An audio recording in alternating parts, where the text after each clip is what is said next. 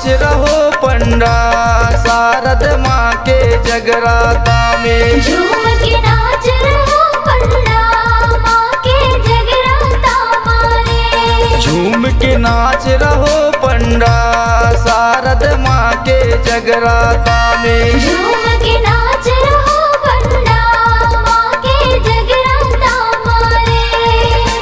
जगराता मारे पंडा जगराता मारे।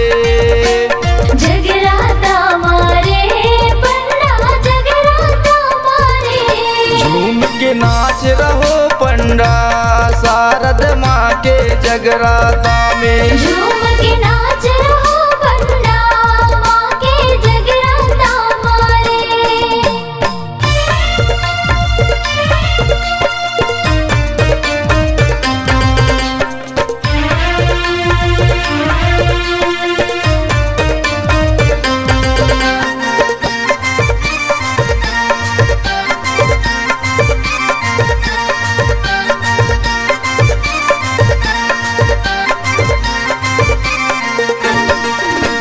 सबसे पहले जो पंडा माँ के लाल कहाए। पंडा माँ के लाल कहाए।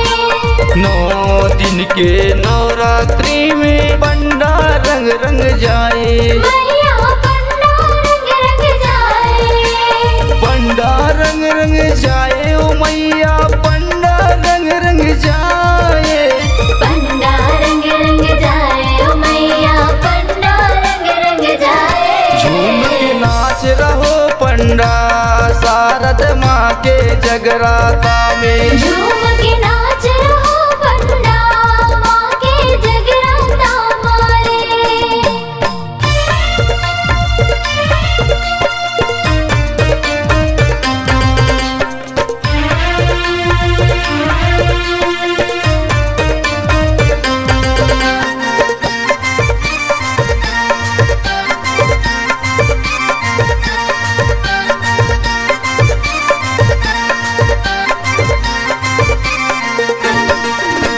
शारद माँ की गुड़ गाए पंडा होके दीवाना भक्ति में। ओके दीवाना भक्ति में। सारे भक्तों के संग पंडा झूम के नाचे भक्ति में। झूम के पंडा भक्ति में। झूम के पंडा भक्ति में। झूम के पंडा भक्ति में। झूम के पंडा भक्ति में। झूम के पंडा भक्ति झूम के में। नाच रहो पंडा शारद माँ के जगराता में। झूम के नाच रहो पंडा माँ के जगराता मारे। जगराता मारे पंडा जगराता मारे।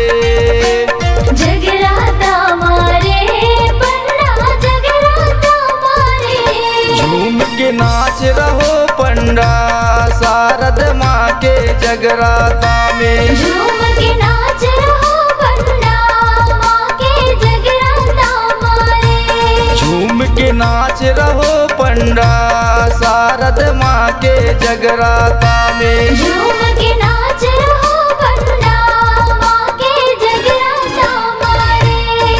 बोल शारदा मैया की जय।